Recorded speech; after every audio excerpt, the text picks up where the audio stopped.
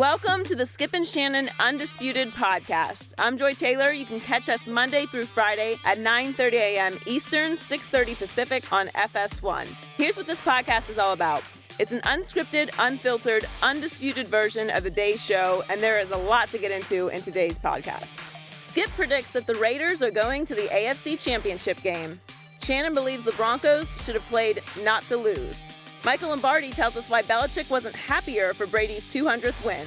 And the fellas don't see eye to eye on the Des Bryant and Josh Norman drama. Plus, after their Thanksgiving showdown, is Kirk Cousins or Dak Prescott more impressive? Let's debate. Good morning, guys. Hope you had a good Thanksgiving. We did. You, Joy. Hey, Joe, how are you today? I'm doing great. I can tell. I mean, you all on Instagram and all on social media posting everything. Feeling good today, The Yeah. Dolphins are winning. Yeah, Hey. had a good Thanksgiving. Hey, Skip. I'm waiting for the trash talk across the Skip. table. Here, let's fist bump first. Hold on, Skip. I'm waiting because I'm not sure you have any trash to talk except the trash that your team's left behind that you picked wrongly over the weekend, right? I was going to, I started to call you on Thursday. I said, no. I said, I'm not going to do Skip like that because he's very superstitious. I said, if I were to call him and then something were to happen, he would get all upset at me, so I'm going to let it slide. And here I am, I come on today, and I was like, you know what? I'm going to be, I'm not going to be my normal braggadocious self. I'm just going to sit here and be humble and let Skip enjoy this day. But what would you have to brag about? All your teams lost all weekend long. And you can call me anytime you want because you just jinx yourself. That's okay. It's okay. Okay. Yeah, all right. I'm still going to win. I'm going to bust you up as normal today. We'll find out. We're starting it off with last night's big game in the AFC West. The Chiefs won 30-27 in overtime last night against the Broncos. The Chiefs kicked a game-winning field goal that bounced off the goalpost to win it. But the moment everyone is talking about is Gary Kubiak's decision to try a 62-yard field goal for the win with just over a minute left in overtime. Brandon McManus missed the field goal, giving the Chiefs great field position. Shannon, your Broncos are currently out of the playoffs. Mm-hmm. Do you have a problem with Kubiak's decision? Let me first start by saying I've known Gary Kubiak for over 2 decades. He was my quarterback when I first arrived in Denver. And in training camp, he was mainly my quarterback because I didn't get a lot of reps with the starters. And so he would come in and he always made sure I knew what I had to do. He was like, if I caught a 20-yard pass, we got pizza money. And he would always tell me, come on, Greasy, let's go get some pizza money. Wait, Greasy? He called me Greasy because I was a big country guy. Okay. It's a long story. I explained it to you off camera. All right. Okay. I absolutely 1,000% have a problem. I vehemently disagree with this decision. And I do it for this. Skip, I've told you a lot of times that a lot of what coaches do, yeah, they have numbers, they have analytics, and they have trends, and they got a coaching manual when you should go for 2 and when you should go for it on 4th down. But a lot of what they do is gut. And Gary should have listened to his gut. See, he made this decision based on what he had seen the previous 25, 30 ball games from his defense. Because what he needed to understand, he had a 28-19 lead with a little over 2 minutes to go, and Kansas City had the ball. And normally that would mean lights out for his defense. Alex Smith goes on a 13-play, 75-yard drive, not only to get the touchdown, but get the 2-point conversion to send the game into overtime. Then he goes on another 10-play drive for 46 yards to get the game-time field goal in overtime. So that in and of itself should have told him, my D doesn't have it tonight. I don't need to put them in harm's way. Because if they drive 75 yards for a game-tying score, they drive 46 yards for a game-tying field goal in overtime, what makes me think if we miss this field goal, we can stop them from getting 10 yards? Because all they needed, you gave them the ball basically at midfield. They get 10, 12 yards there in field goal range. Yeah, a little more than that, but go ahead. 44. Yeah. So all you need is 12. Let's just say for the sake of argument, you need 15 yards. Now, you had just given up a 13-play and a 10-play drive to continuously tie the ball game up. The Broncos on the final 4th quarter drive, they had 3 penalties. That didn't help their cause. In overtime, after they take the lead, you get 12 men on the field. You give up a kick return for a touchdown. Yep. You also overload the side. You had too many men on the field goal that also took 3 off the board, and allowed them to put 7. So that's 4 extra points. Yep. So all that being said, should have told you, so you know what? I want to win this game, but for me, Skip, I feel I take great comfort. Yes, I want to win the game, but I still take great comfort if I punt the football and have them lose the game. Because I think he wanted, like, okay, I'm not playing for a wild card spot. I'm playing for the division. I disagree with this decision, considering what he had seen from his defense over the last 10 minutes of this ball game. There's no way he should have attempted a 62-yard field goal from a guy whose career long is 57. He made that last year, opening week against the Baltimore Ravens, when the temperature was 88 degrees. So we know at altitude, the ball travels considerably farther when it's heat and that altitude. Now you're asking him to kick a 62-yarder when the temperature's in the mid-30s, which is 5 yards longer than he's ever made a kick. So I disagree with this decision. You punt the football, and if Kansas City wants to get cute and try to go down the field and get in field goal range, you let them have at it. But there's no way you kick this ball at the 48-yard line because the consequences are too grave. So if you're Kubiak, you are punting for the tie. Am I clear on that? Is that what you're saying? Hey, maybe Kansas City want to do something. Maybe Alex Smith want to try to get down the field and get in field goal range. Let them attempt it. Okay, but you're playing not to lose the game. That's what you're saying. Look, and I get it, Skip. I've said it many times before. A tie is like kissing Halle Berry through a screen door. But in this situation, Skip, the risk is too great for the reward.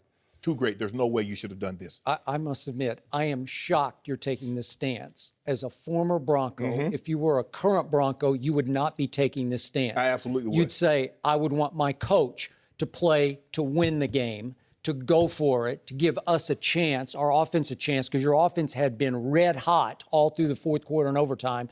In fact, this is incredible to me. Trevor Siemian had thrown for 231 yards in the fourth quarter and overtime. 200 from Trevor Siemian? Are you kidding me? So you got a hot hand, and I'm just shocked that Shannon Sharpe, Hall of Fame tight end, would say, let's play not to lose. Let's hope not to lose, and maybe let's hope that they make a bad play, and maybe we'll steal a win. That's what you're saying. But the ball wasn't in Trevor Siemian's hand. It was on the foot of Brandon McManus. Okay, but that was my issue, and I tweeted about this, so this is not 2020 hindsight. I said it immediately.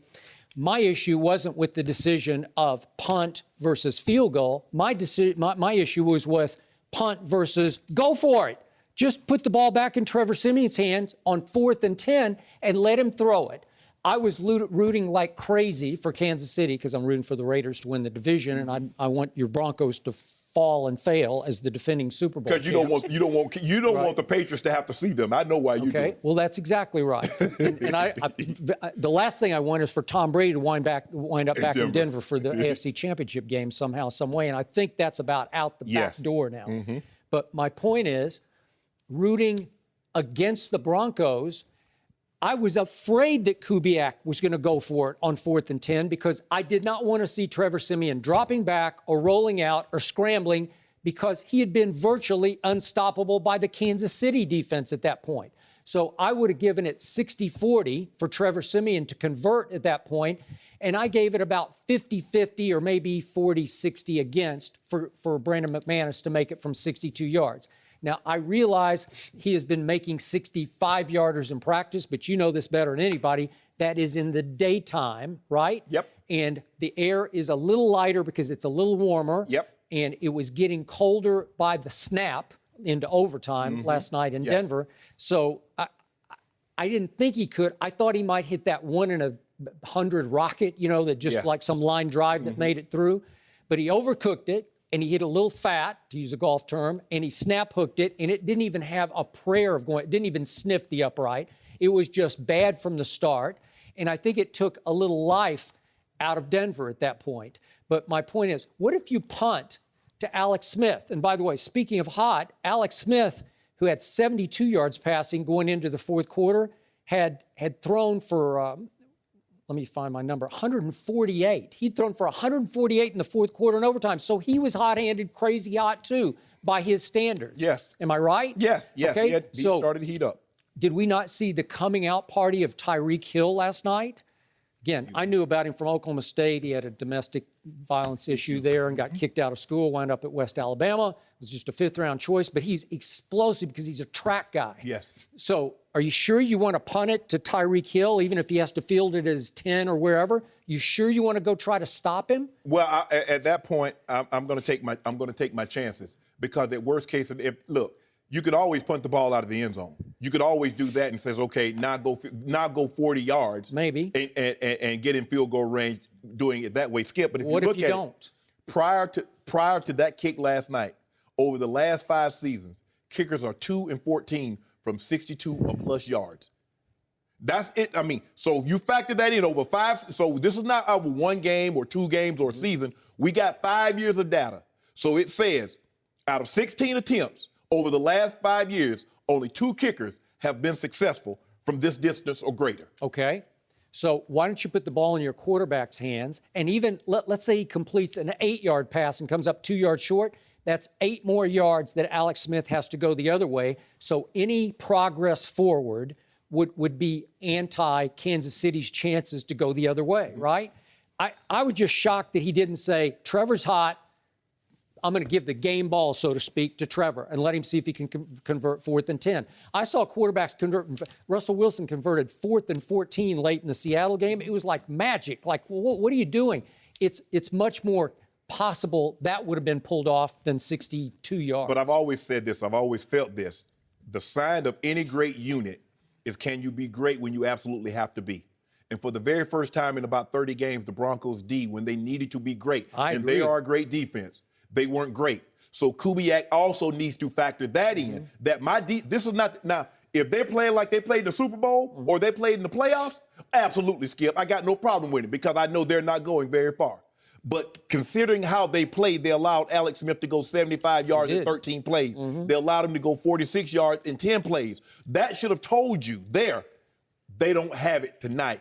Let me punt the ball, and if I have, hey, like you said, Alex Smith had gotten hot. Maybe Andy Reid allows him to put the ball in harm's way, and you get something fluky like that. But you don't have to win the game, but don't put us in a position where we lose the game. So Shannon Sharpe has been reduced to playing not to lose with his Denver Broncos, right? Yeah. Wow. Yeah. I am shocked by that. And by the way, as Joy correctly pointed out, the Broncos currently are no longer in the playoffs. Her Miami Dolphins are in the playoffs after 6 in a row. Hold on, time out. Well, who's the quarterback? Huh? Who's the quarterback? I don't like him, but he's still the I don't know how he does it. Okay. You know what? They run it. They play defense. I don't know what they're doing. All I think is a little bit of magic, Shannon. He's still Ryan Tannehill. He is. And we already know how this story is going to end. Yep. Can I just have my moment? Okay, my bad. It is a moment. Bottom line, Denver Broncos got Talib back last night. They got Derek Wolfe back last night. It was the defense's game to win or lose, and they couldn't stop Alex Smith from winning the game.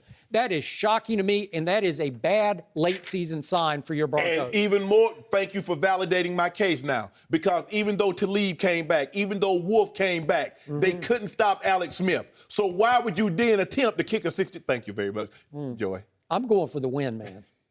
I understand, and it is just my moment. You don't have to give me a hard time, all right? We all know it's going to pass. It will be fleeting. Just let me live in this moment. Okay. The Chiefs and Broncos are both looking up at 9-2 at the 9-2 Raiders in the AFC West. The Raiders have won 5 straight for the first time since 2002 after beating the Panthers 35-32 yesterday. Derek Carr left with an injured right finger in the third quarter, but came back after missing a series and threw the go-ahead touchdown for the win. Skip, you've liked the Raiders all season. I have. How impressed were you by them yesterday? I'm loving them more by the Sunday. I was extremely impressed. I'm going to say it one more time. The Oakland Raiders are going to win the AFC West. The Oakland Raiders are going to wind up in Foxborough in the AFC Championship game. I will not love their chances in Foxborough, but I will give them a chance versus Tom Brady and company in Foxborough, and that is where we are heading, because this team is on a magical breakthrough roll. I'll say it one more time. This team was on its way to crushing Carolina yesterday, 24-7 at halftime. What was it, the second snap of the third quarter? Derek Carr pulled out just a split second early, caught one right on the pinky finger, dislocated, fumble. Carolina goes quickly in to score. All of a sudden, we're starting to have a football game. And I'm thinking, maybe that nightmarish, not meant to be moment had just happened to the Oakland Raiders. Matt McGloin could not have gotten that game home. I do not believe. So he played one series. Cam comes right back and goes 88 yards, boom, to Ted Ginn Jr., boom. Now we really got a football game. But out of the locker room comes Derek Carr with a glove over a splinted little pinky finger on his throwing hand. And the legend of Derek Carr started to grow again. Mm-hmm. He started off a little cold through an interception, struggled for a while, and then, hey, did you see what Khalil Mack said after the game about one Derek Carr? He compared him to Kobe Bryant in mental and physical toughness. He said he has that Mambo look in his eyes, does Derek Carr. And did he ever, from that point forward, 75 yards in 10 plays, plus the 2-point conversion, tied at 32, then 82 yards in 12 plays. It sounds like Dak Prescott to me, for the winning field goal. And speaking of Khalil Mack, what happened at the end of the game? Finally, Khalil, way to go, big man. Finally, a sighting. He finally went Von Miller on Cam Newton. Mm-hmm. Second down, big pressure. Third down, big pressure. Disrupted the play. Fourth down, Von Miller Memorial strip sack, just like in the Super Bowl. Yep. Ball game, Khalil Mack rose and shone. And once again, this team is reminding me of my Dallas Cowboys. We're going to talk about them in just a minute. Just a minute. Hold on. It's coming. But they're reminding me of my Cowboys. They have suspect defense, as we all know, overshadowed by amazing, phenomenal offensive displays week after week after week. Derek Carr equals Dak Prescott, two young quarterbacks vying for MVP at this point. And I'm just still wondering, wouldn't you love to see that Cowboys-Raiders Super Bowl? Wouldn't that be something, Shannon Sharpe? Could you live with that? The question was, how impressed were you with the Raiders? I just told you. They ain't said nothing about no Super Bowl. Yeah, well, that's how impressed I was. You have to be very impressed. Thank you. Because they jumped out to the early lead, playing unbelievable offensive football, although Khalil Mack did have that pick six early in the ball game.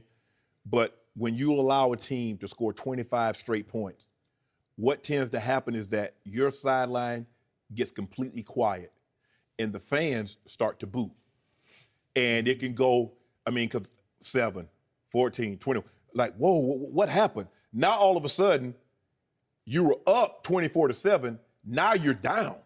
You're down 32-24. Mm-hmm. You're like, how did this happen? We were in complete control of this ball game.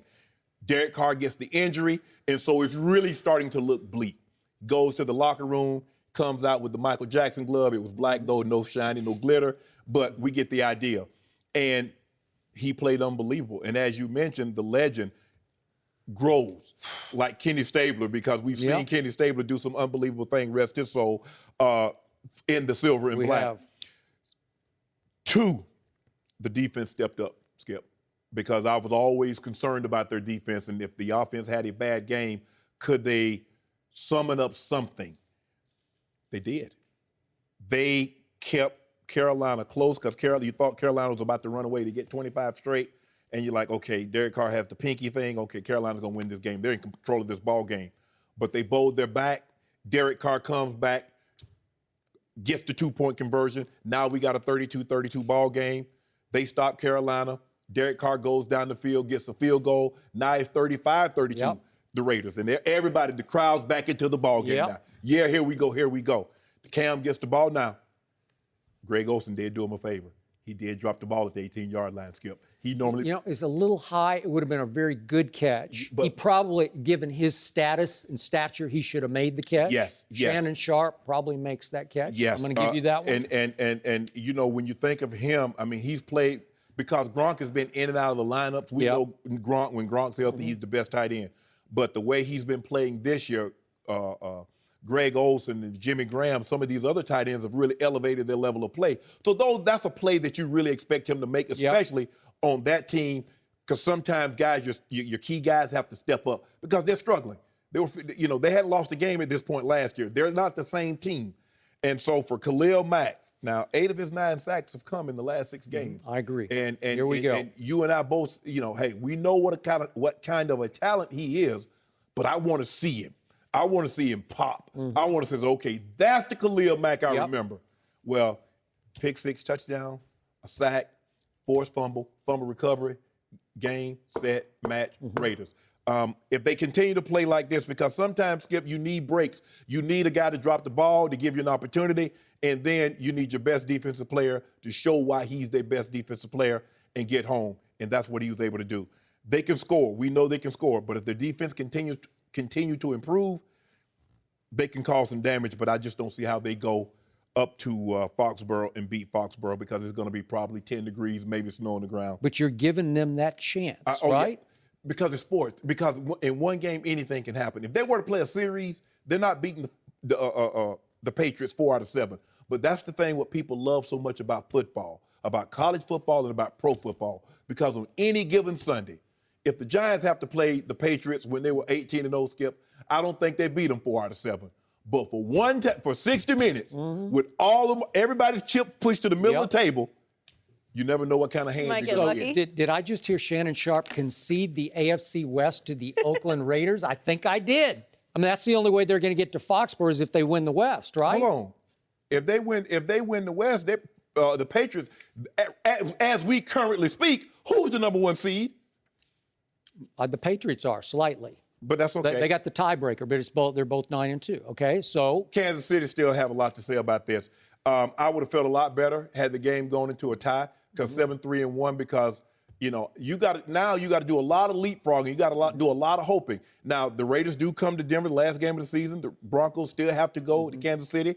The Raiders also have to go to Kansas City. So a lot of things can happen over the next 6 weeks. But with all that being said, I just don't see with 3 losses now.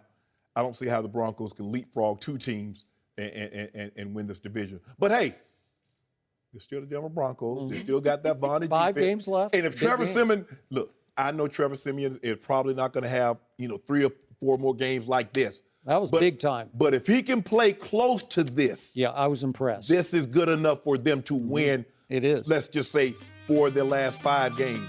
No mercy. Dak Prescott helped lead the Cowboys to their franchise record 10th straight win, 31-26 on Thanksgiving against the Redskins.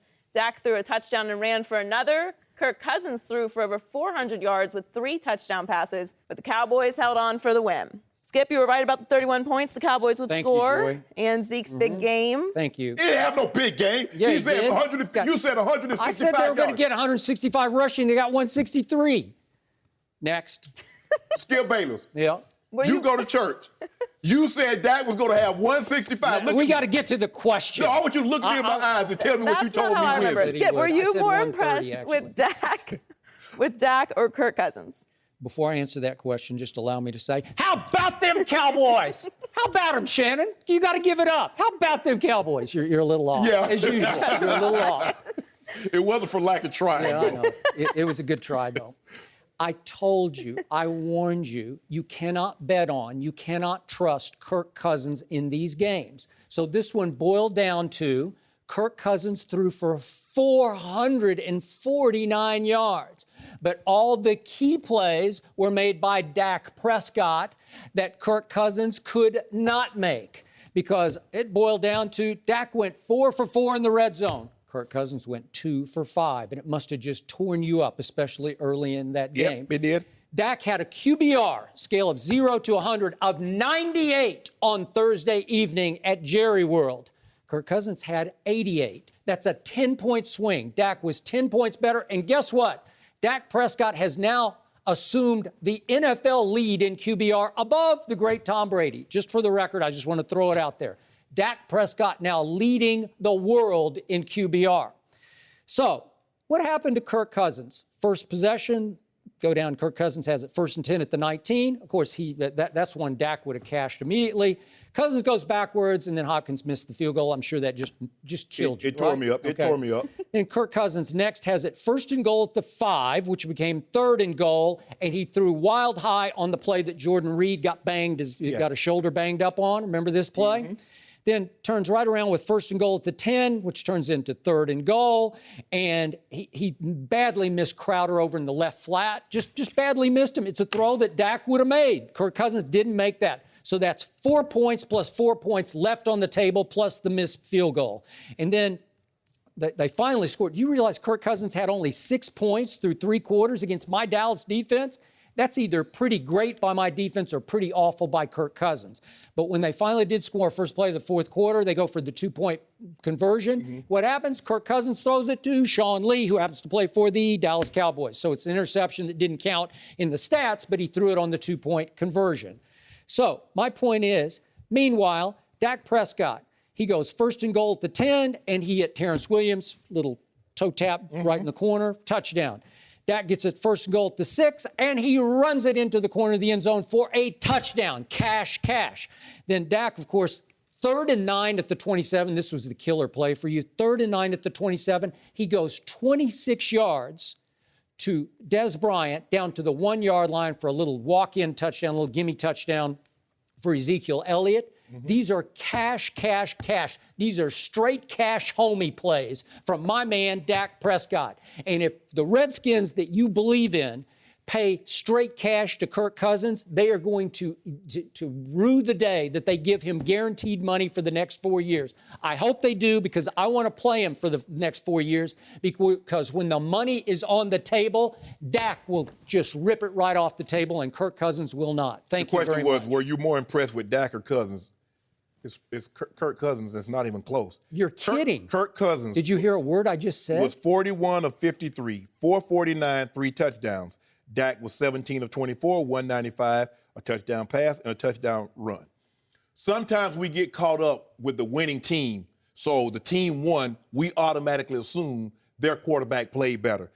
Kirk Cousins, and this is as far as me and my researcher, Steve Owens, the one that didn't win the Heisman Trophy. Yeah, he gives you all your info. He's the first quarterback since 1950, and this is far we have time to go back, to throw the ball more than 50 times, complete 75% of his passes without an INT.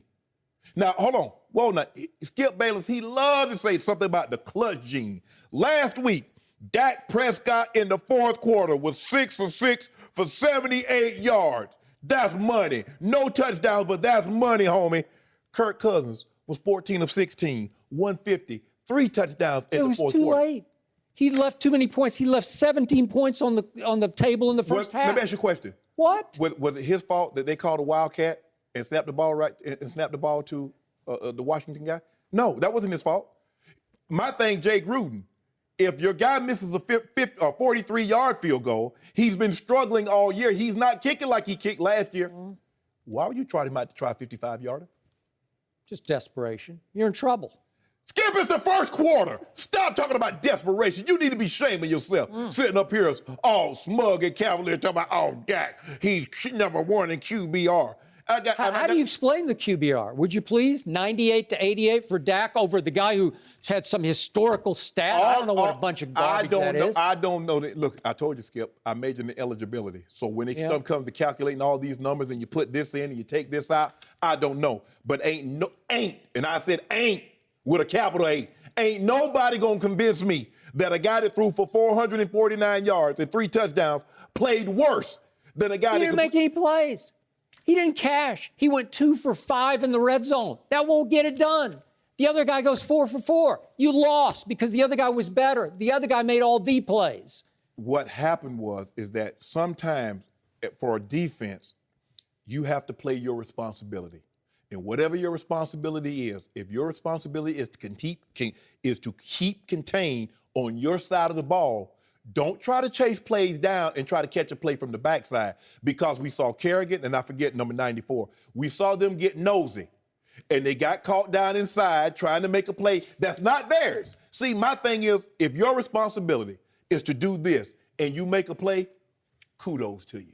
But if that's not your responsibility and you're trying to make a play and you get caught out of position, a la Ezekiel bouncing around the edge for a touchdown, a la Dak bouncing around the edge for a touchdown, a la getting outside, buying time, throwing the ball down the field, that's not your responsibility.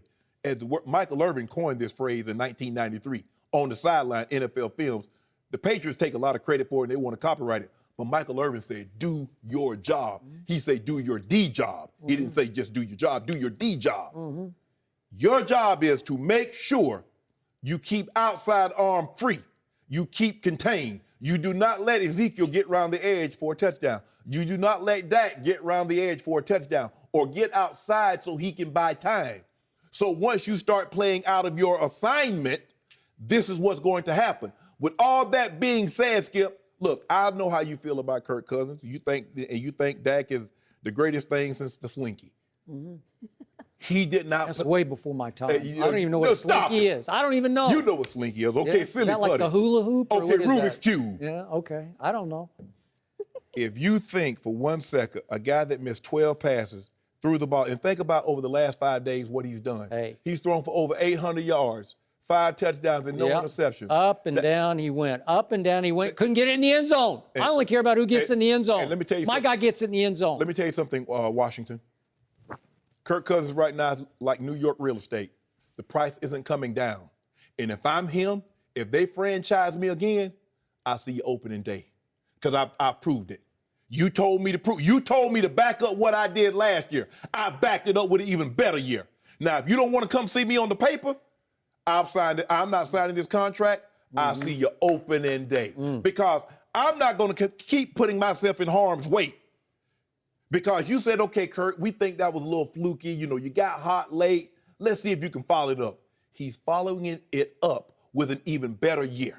So if you want to keep betting, hoping that I get hurt, well, you know what? I'm going to take some of the hurt because I'm not going to play in the preseason. I'll see you opening day. I'll sign that contract then, and let's see how we do. Because at the end, because he's still only going to be 28 years old, so he'll still be in his prime. So, hey, you know what it's going to cost you. You had an opportunity to give him $8 because you could have gave something like a Brock Osweiler deal, $18 million per year. Probably would have taken you a little bit more than 37. Probably take you around 45, 50. The price keeps going up. Skip. Good. It's going to be. Skip, it's not coming down. Good. Pay him. Pay the man. Hey, you know what? Give him what he wants. Give him every penny. It's like strap yourself to right this now, cap. Skip. It's like an apartment in the Trump building. The price keep going up because he's president. Skip, they got to pay him. You know that. And they need to pay this man. Shannon Sharpe, I'm hoping, God willing, that you and I do this show together for a long time, and I hope that they give him 4 or 5 years of big guaranteed money where they are stuck with Kirk Cousins for the next 5 years, and you're stuck with him. Because game after game, you're going to pick Kirk Cousins to beat my Dallas Cowboys and Dak Prescott, God willing, and you will lose again and again and again. He will always leave you wanting. You'll always be a little bit frustrated. You're good now, Skip. You're good now because you got all your offensive linemen. You got them tied up. You got your two best players on offense. They're under rookie contracts. But there will come a time that you'll have to pay them. Way off. I can't even think that far ahead. Oh, yeah, you can. Because that could be, 3 Super Bowls from now? Could be. Could be. Who knows? I wish I had one. This is Michael and Emmett all over again. Anybody got some? I need some water in this cup. Here we go. Here we go. No, here we go. Huh? Yeah, here we go. The Washington needs to stop playing. I don't really know what else he can do. He's done everything they've asked him to do and more. Except win big games. But go ahead. Skip the 6-3. What is it? 6-3-1, 6-4-1 now? 6-4-1. 6-4-1. Well, that's stellar. Is that all his fault? I mean, you see, and this is the problem that I have, and I've always had this problem. Quarterbacks get so much of the credit, too much of the credit, and all of the blame when things go wrong. You tell me a man throws for 449 yards with 3 touchdowns, and the defense can't get off the field. And Washington punted 1 time, this many. Slightly above 0. This many, Skip. Let me see. Yeah, this many. And they lose. And Kirk Cousins failed to score in the red zone this many times. This many. And Dallas and Washington's D failed to keep the Cowboys out of the red zone 4 for 4. 4 for 4. This many times. Yeah, way to go, Dak. Washington's D. Yep. Kirk Cousins outplayed I know it tore you up. Could you even eat after the game? Your stomach too upset? I wasn't feeling well. No mercy. The Patriots were down by 1 in the fourth quarter, but Tom Brady threw a go-ahead touchdown to Malcolm Mitchell with under 2 minutes left. The Patriots won 22-17 and are now 9-2. With the win, Brady tied Peyton Manning for the most career wins with 200. After the game, a subdued Bill Belichick talked about Brady's accomplishment. Let's take a listen. He's a good player. We got a lot of good players. A lot of guys compete hard. There are plays that you need for your team to win, and Tom does a great job of that. He's as good a situational football player as I've ever been around. So This quarterback's job is to win. He's won a lot. That's good. Glad he's our quarterback. He's definitely saying facts. You can't argue with it. He's a good player. He is a good player. It's his job to win. We're joined by former NFL General Manager Michael Lombardi. Michael, welcome back. Hello, everyone. Spent the last 2 seasons with the Patriots. We'll get to you in a minute. But, Skip, what was your biggest takeaway? Yeah, Mr. Lombardi, would you allow me to get this off my chest feel first? free. Thank you I'm very much. excited to hear it. I thought yesterday at the Jets was the essence of Tom Brady's greatness, because something is wrong with his knee. And he admitted to ESPN's Sal Paolantonio after the game, there's something going on. And he said, we'll have to see how he comes out of this game. Maybe you know more than I do, but what's your guess? Is it? I think he played hurt. I think he was a 50% Tom Brady yesterday. So 50% Brady was a little off. He was like a foot off on a lot of throws. The couple balls to Gronk, although the second one Gronk got interfered with, I thought badly, got his left arm held. Little off to Malcolm Mitchell on the deep ball in the end zone, but I wanted Malcolm Mitchell to lay out for the ball a little bit more, but he didn't. And then all of a sudden, game on the line, money on the line, it's time, and Tom Brady goes 83 yards in 9 plays. And it was just another Brady masterpiece. It was just a joy to watch it, because this is greatness you're watching at 39 years of age. And he goes back to Malcolm Mitchell for the touchdown. And I wanted to hear Bill, I don't care about gushing, but that was his 200th win for Tom Brady to tie Peyton Manning all time for both regular season and playoff wins. That's pretty great. So I thought Bill could just give a little bit after the game, because he did play hurt. And Bill wouldn't give an inch, I didn't think. He's a good player. He went into a little bit about situational football, I'm glad I have him, blah, blah, blah. But I still haven't recovered, and I brought this up before, but 1 year ago, about yesterday, the last time they played at the Jets, Brady was great late, took him down, boom, boom, boom, to tie the game. It went to overtime. Belichick wins the overtime coin flip and elects to receive. No, to kick off. I'm sorry, to kick off. Defense, yes. And I was out of my mind. I'm like rolling on the floor, because you took the ball out of the great Tom Brady's hands to start overtime. And again, you can say, oh, the defense is hot. No, it's Tom Brady, and you just don't do it. Hot. Yeah, he's hot. And I was hot in my living room, and they lost that game, and it contributed to the demise, because it helped send them, along with the loss at the Dolphins, all the way to Denver, Colorado for the AFC Championship game. And I still don't know why, but Tom just doesn't play well in Denver. It's partially because they can't protect him in Denver. Von Miller is hellacious great. But my point is, I still haven't recovered from last year, and I wanted Bill just to give him a little bit. Why won't Bill give an inch, just an emotional inch to the 200th win? I think there's time and place. I think it's the time and place is about the other 53 guys in the room, and I think the message he wants to send is no one's bigger than the team. Yep. As great as Brady is, I think there'll be a time when Tom gets inducted in the Hall of Fame, or there's a ceremony in Foxborough for the greatness of Tom Brady, that Bill will gush. I think there's a time and place. I think everything he does is the message he sends to the other players in the room. They just had a hard-fought game. And now you brought up the last year's game. We couldn't block them last year. Had no chance of blocking them in the offensive line. Yesterday, they blocked him. They protected Tom Brady. He got hit a lot, but he got hit. Yep. But as the game went on, now I think the Jets' conditioning is not very good. Yep. I don't think they're in great shape in their defensive front. They got tired, and that's contributed to the 83-yard drive. But they blocked better than they had blocked the Jet front since I was there. And that allowed Brady to be Brady. And I think so. You had a positive look at what I thought yesterday's was a mentally tough win for the Patriots. I think the last 2 weeks their defense has played better. It's not spectacular by any means, okay? But I think they were able to get off the field. The sack fumble by Chris Long was huge. I mean, they haven't had one of those plays since Chandler Jones left, frankly. And I think it was a great team win. And I think had Tom Brady been healthy, I think that Jets secondary would have had a real big problem. And I think eventually it got to that. But Bill's about the team. It was wins, and everybody in that locker room felt the win. And I don't think he wanted to single out his greatest player, but there's going to be a time and place to do that. Yeah, and Coach Belichick is in the habit of collecting Lombardis, not passing titles, not wins records. My takeaway is New England Patriots are a totally different team without Rob Gronkowski. He's everything to that team. Even if Tom was 100% healthy, when this big young man does not play, they're a different team. He demands your ultimate respect by putting your best cover guy on him and then an additional guy because he's 6'7", 270, and once he gets churning downfield, nobody wants to tackle him. Right. But my other big takeaway, it's over for Revis. No, it's over. Clear. It's over. Skip, the first game of the season, Michael, you remember this, and you and I, we talked about it off air.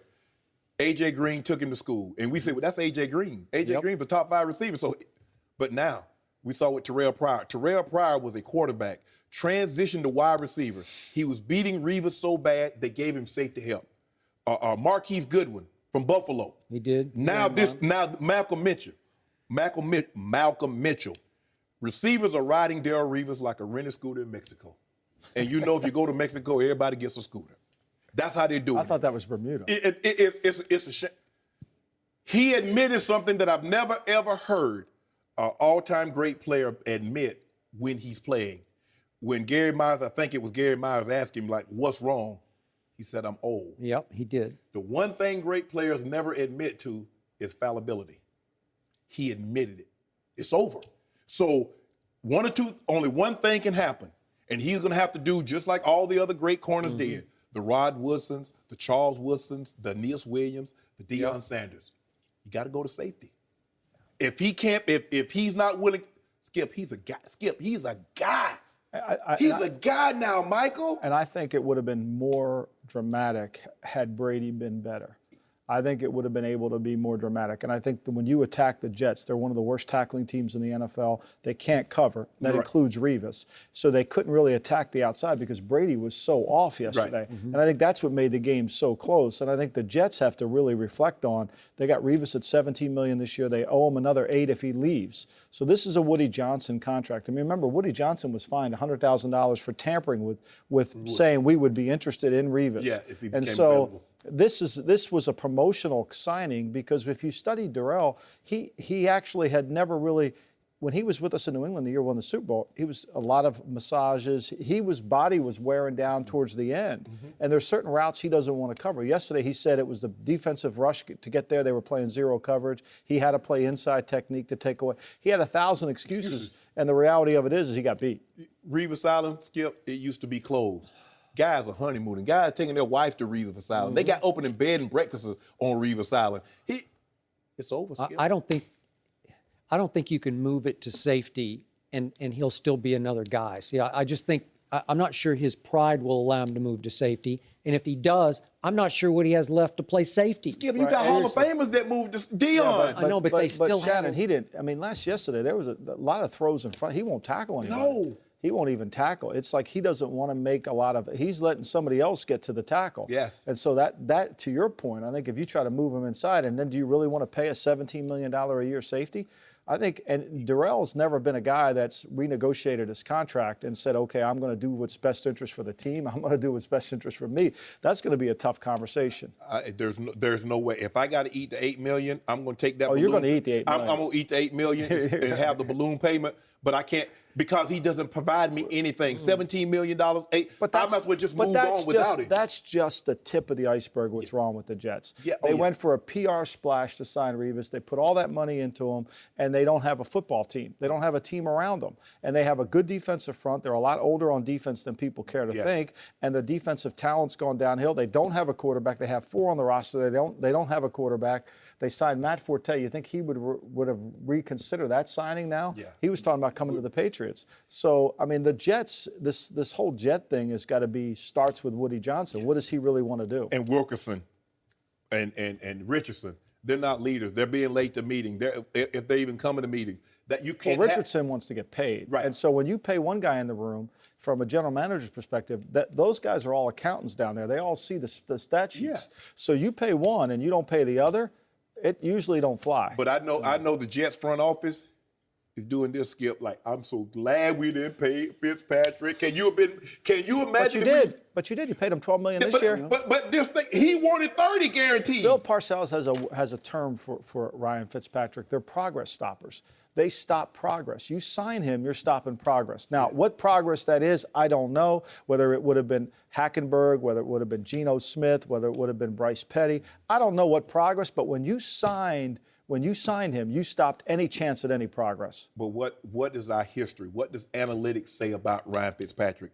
When he has a great year, he follows it up with what? A dud. Yeah, I don't even know saw if this in Buffalo. I think you need eyesight. I don't think you need analytics. and that's the thing. And I tried to tell Skip, like, if we could just be close. I said, but no, his history says, if you look at, there's a reason why the guy's been on 6 teams. Really good players don't really go to 6 teams in a career. That's but true. I think when you look at this Patriot team, I think that win, that was a mentally tough win to come from behind. I think they needed to have that win. And now as we're into after Thanksgiving, they're kind of improving a little bit offensive line, defensive line. So sum it up. How did they finish out? They got Rams and Ravens at home now. Ravens, always a problem. Always a problem. Right? And then at Denver is always a problem. Then they get the Jets at home, and then they have to go to the Dolphins to finish, which is always a problem. Right, and I think this will be interesting. The Miami-Baltimore game this weekend's a playoff game. I mean, let's face it. We are now at the best part of the NFL season, is every game's a playoff game. I mean, we can go through, we'll do it in the next segment, but you go through the AFC West schedule,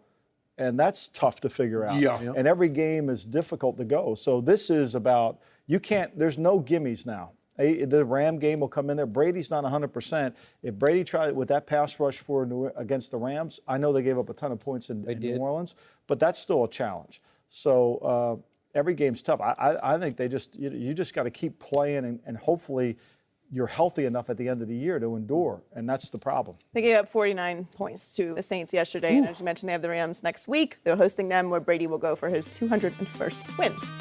No mercy. Des Bryant and Josh Norman had a war of words after the Redskins' 31-26 loss to the Cowboys on Thanksgiving. We're joined by two-time Pro Bowler and FS1 NFL analyst Peanut Tillman. Welcome, Peanut. Ooh, thank you. You were a teammate of Norman's last year in Carolina. He sure was. We'll get to you in just a minute, but Skip, do you have a problem with the way that Des and Josh acted? Mr. Tillman. Yes, sir. I must tell you, I have defended Josh Norman on this show a number of times in its brief history.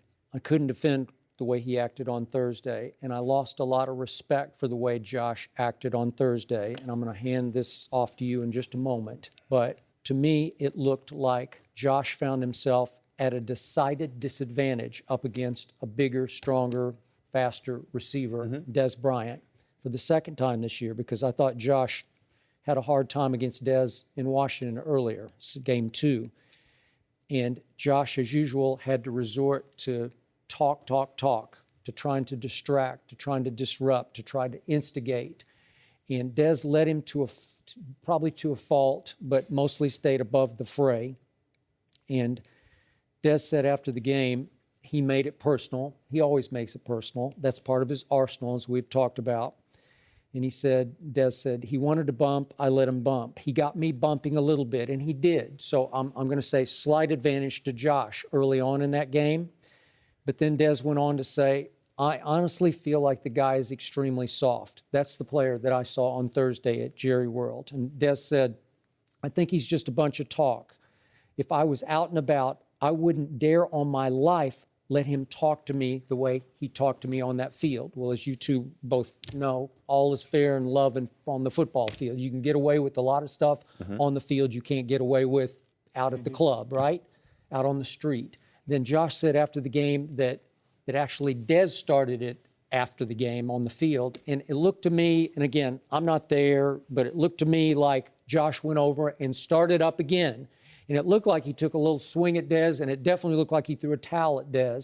So it's like you lost, and you lost badly, and now you have to take the focus off how badly you were beaten on the football field, and you have to turn it into some post-game show where all Josh knows that the media is going to want to talk about is they got into it during and after the game, and the focus gets lost on the fact that you got your butt kicked. Because I've said this before about Josh, he's not that fast. He was a 4.6 40 guy coming out of college. I do admire him because he can cover, but sometimes he gets overmatched. And then he has to resort to psychological warfare. And in this case, it didn't work. And then he pushed and pulled harder and harder verbally until I thought he embarrassed himself on and off the football field on Thursday night at Jerry World. Your thoughts? Well, I was disappointed in how the two of them got into it after the game. I don't have a problem with how you talk how much trash you talk during the whistles between those white lines. I have no problem with that. The one thing I will say that I was disappointed in Josh was I think Dez ran a slant and Josh got his legs. He stood up. Did the same thing in Odell Beckham. Yeah. For that, yeah. That's you don't need to do that. But I think this is just another case of how Josh can use the psychological warfare and get in your head. Now, Dez Bryant says they need to get their money back and he can't cover. Well, on Thursday, he had 3 catches for 32 yards when Josh covered him. Last year when they played him, he had 1 catch for 6 yards. You mean when you guys went to Jerry World? Yes. When yes. Tony Romo threw 3 interceptions, including 2 pick sixes. Correct. Okay. So in the first time they played him in September, 0 catches on 2 targets when Josh covered him. So in my opinion, it's working. Josh is now they lost the game, but for what they paid him to do, he's doing his job. He's shutting them down. Like he's not scoring touchdowns or he's not catching the ball. And if he is catching the ball, it's for minimal yards.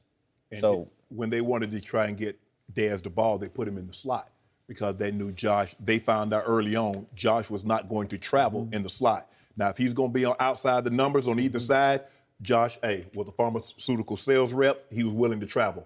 Getting to the slot. And you've always had a problem that he won't travel. Yeah, but now that he's traveling, I don't have a problem. You know, for me, Skip, I was a big talker, and there was no social media when I started in the league, and even when I left, there was still no social media. I didn't have a problem talking. I would talk leading up to the game. I would talk into the game. Once the game was over, I'm done. Yeah. Whatever I was supposed to do, that I did or didn't do, I'm done with it. Whatever you were supposed to do or didn't do, let's be done with it. I'm not meeting you. First of all, if I felt someone was being hostile towards me during the game, I'm not even going to the middle of the field to meet anybody else that I might know on the team because I don't want that. Because I don't put yourself in that situation. Right. Because either my team had a big win or we had a loss, which in either case, I don't want to usurp either one of those. So with that being said, Josh, your team lost. Hey, chalk it up to the Cowboys. They did a better job than we did today. Hey, there'll be brighter days. There's a chance we might see them down the road in the playoffs. And move on. Dez, you won the ball game. Don't be bigger than the game. Just say, hey, I did what I had to do. My team won. Because the way I look at it, whether I caught 1 pass or 2 passes, if my team won, I beat the guy that was covering me. That's all I need to know. Winning, because I've had some great games, Skip, where I had 100+ and we lost. What good is that? Because at the end of the day, isn't it about the W? Yeah, you want to get your numbers, you want to get your stats. But if I don't get the win, if my team doesn't win, I'm not pleased with my results. I just don't get these guys, and now they're making it personal. And it should never be personal. You know, yeah, it's competition. It's a heated rival. Washington and Dallas. Yeah, we don't like each other. But can we just keep it as that? Yeah. And then don't make it personal. Well, first of all, look, everybody wants to pretend like they're so tough. Man, where I'm from, but you're not there now. So you need to stop thinking in those terms. You make $15 million a year. You're not in South Texas or wherever you else, and when you're living off barely surviving. So stop talking about where I'm from or if he saw me out in the street, because that's so ridiculous that you're a professional and you're still thinking in those terms. That never bothered me what someone said. Stop it.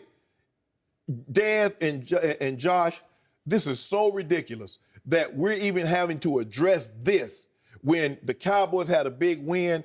Washington, you played well enough to win, but you didn't get it done. Yeah. But we're talking about 2 guys going to the center of the field, and both of them went looking for this. Yeah. They went looking for this because there are a lot of times that, I'll be on the bus and the guy will call me like, man, what happened to you? I was looking for you. I didn't see you. So when you go looking for somebody, you can find them, Skip. You mean somebody would call you because they were mad at you? No. We were friends. Oh, friends. And Okay. I told him, Did anybody ever want a piece of you after the game outside the locker room? Not to my recollection. I've had some guys that told me they hate me, and if they saw me out in the street, they might do something. First of all, that's not me. I don't really hang out like that. Right. And if you were to see me out, you're not going to do anything. I say, what you do? I say, right now I look at you like the cabbage. You all head, no ass. You doing all this yapping and talking, and you don't scare nothing here. I say, I'm not the toughest guy, but don't make me find out just how tough I am. And I'll leave it like that. Okay, so Josh had to reach for I know it's a figure of speech, but he said, where I'm from, we unload the clip, a gun reference, not the best figure of speech, but we don't need to go there, like seriously. And I think that's just a bunch of talk. That's just me. I think it is, Skip, because I know guys that have done gunplay. Yeah. And when somebody's going to do gunplay, they don't ever tell you about it. Nope. Because I've been in situations where we shooting at the court and the guy get a hard foul, and all he do is start walking. And when he start walking one way, I start walking the other way because I already know what's about to pop off. I would You sound like that scene in White Man Can't Jump. It's like, where you going? I'm going to get my other gun. Yeah. Shoot everybody. That's true. Oh, listen. But I can't even believe that we're talking about two guys that make $15 million plus a year, and they're talking about fighting. Yeah, right. I'm gonna fight you during the game. I'm gonna give you everything I got, tooth and nail. That's why I said just when I played, I talk trash every so often, but I did everything between the whistles, between those white lines. When the game was over, the game was over, and I think it's sad that we're talking about this because it takes away from the Dallas's win. But the point is, you didn't really need to talk. No, because you just always backed it up, right? Yeah. I mean, seriously. But that was me. And, the guy was like, well, why can't you be like Terrell? Why? Because I'm not Terrell. That's not my personality. I got to talk. And Terrell and them in the office. You're talking about Terrell Davis, not Terrell Owens. No, Okay. They would always ask me, why do you always get into it with our guys that we have to block? I said, because the guy that's covering me already know he's in for it. So the big lineman trying to take up for him. Yep. So, me and Cortez, but the thing was, I would get into it with Cortez or Sam Adams or Chester McLaughlin, rest his soul. And at the end of the game, we hug it up. Hey, man, see you down the road. You take it as personal. You would never take personal shots. No. So you have to imagine that whatever they were exchanging during the game was a little bit more personal. It was had bothering them that much after the game. The thing is, we played a team last year in Tennessee, and somebody, and I won't say the name, but one player on the offense, he was talking about somebody's wife, talking about, and it was just like, whoa, dude, why are you? No, this is about me and you. Like, my wife has nothing to do with this. My kids, my family. You here. Listen, me and you battle and duke this out. Now, and my thing is, my family is off limits. Yeah. Now, I wasn't married at the time, but if somebody had said something about my mom or my grandma, well, you know what? I'm going to have to go and take this one for the team because I'm going to fight you. Right. Now, I'm not a fighter. But leave my grandma, my mom off the field. And if I'm married, my wife and kids, that's off limits. Now, that was the game that Cam really rubbed it in after he scored, right? When he did the big extended dance in the end zone, right? Was this before or after that? Can't remember. It might have been afterwards. But you consider that between the lines, though. That's not personal. Yeah. It was still between the lines. Yeah. If you don't want to, it's personal. Yeah, the wife is personal. Yeah, you can't. No, don't do that. That's a no-no. No mercy. This is the Skip and Shannon Undisputed podcast, where we're delivering you an unscripted, unfiltered, undisputed version of the biggest topics of the day's show. Be sure to subscribe to the podcast on iTunes, like us on Facebook at Undisputed on FS1, follow on Twitter at Undisputed, and catch us at 9:30 a.m. Eastern, 6:30 Pacific, Monday through Friday on FS1. You can find us on Channel 219 on DirecTV, 150 on Dish. Thanks for tuning in after the long weekend. I'm Joy Taylor. We're back tomorrow, and John Lynch will join us in studio. You don't want to miss it. Fox Sports, one of one.